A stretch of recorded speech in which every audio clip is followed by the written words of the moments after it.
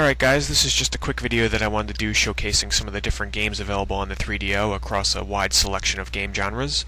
And I don't get to cover every game genre on the system, but I hope you get something out of the video and find a title or two that you like.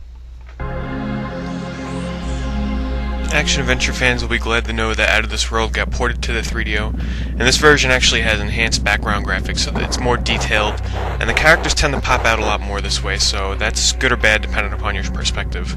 Now this is actually the first version of this game that I ever played, and I have to say, it's extremely tough. This is a hard game, a lot of trial and error, but it's really worth it if you can get engrossed into its world.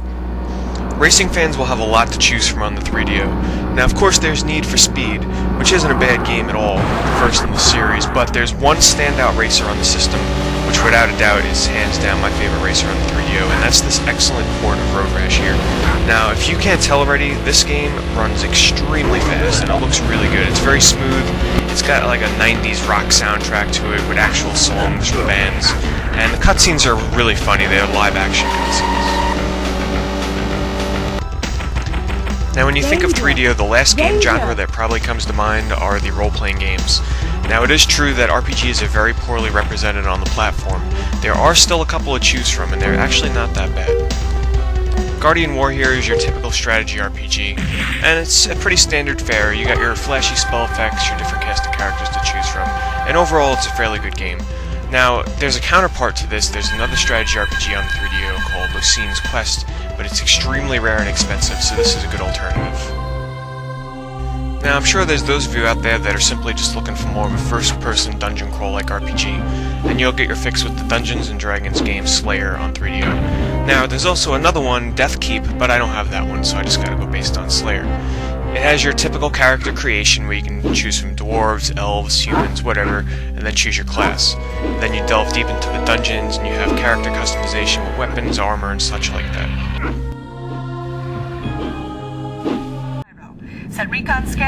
Now, if I had to pick one thing that the 3DO is definitely not lacking in, that's sci-fi themed space shooters. There's a ton of them on the system, but there's one series that definitely stands out, and that's Shockwave. Shown here is the first game in the series, and it looks a little bit primitive, but trust me, it's still a lot of fun.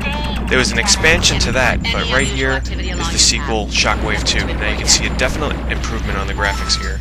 And this is a really great series. It has a lot of detail in the surroundings, and is accompanied by something typical of CD-based games in the 90s, FMV cutscenes.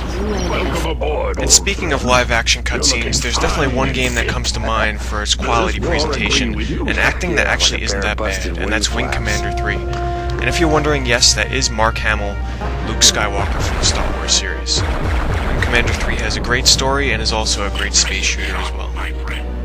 Widely praised and considered by many to be one of the best offerings available on the 3DO, Star Control 2 is a game that you must add to your game library. As you explore a large galaxy of planets, you'll come into contact with many different species of aliens, all which you'll have conversations with, and they're fully voice acted. You'll then do battle, which is basically the best part of the game. These sequences are a ton of fun.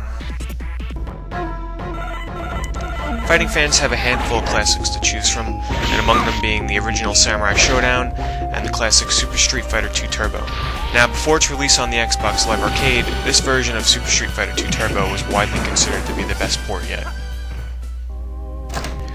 There's a wide selection of first-person shooters available on the 3DO, but Escape from Monster Manor really stood out to me as being a lot of fun. There's a lot of item collecting going on, tons of key grabbing to open up doors, and some genuinely creepy moments. It's a lot of fun and I'd highly recommend it.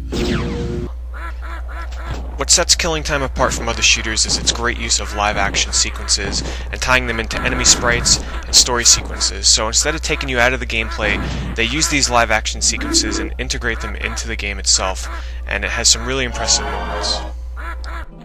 If you're a fan of action games where you just want to blow the heck out of everything and have a ton of fun doing it, Return Fire is a game that you're sure to love. The primary objective is just to basically destroy your enemy base, grab their flag, and make it back to your base. And to do this, they give you a choice of different vehicles, like a helicopter, a tank, an armored vehicle, and a jeep. And it's up to you to decide which vehicle is best for the given situation that you're in. Return Fire has impressive graphics and a really fun soundtrack. This is definitely one of the best games you can buy on the system. Despite having primitive controls, survival horror fans will be delighted to know that the original Alone in the Dark is also on the 3DO. It still has those frights and scares in it, and it's well worth a look. Puzzle fans will also get to try out a very unique offering called Icebreaker. The best way for me to describe this game is like a fusion between a puzzle game, Pac-Man, and a shooting game. It's pretty unique in that you have to move around the level only destroying certain color pyramids while avoiding other colors, and escaping the pyramids that are chasing you, and using your shooting power to destroy those pyramids, and use their powers to open up different, ways of disposing of them. The game is challenging, and it's pretty fun. I'd say it's worth a look if you're a fan of puzzle games.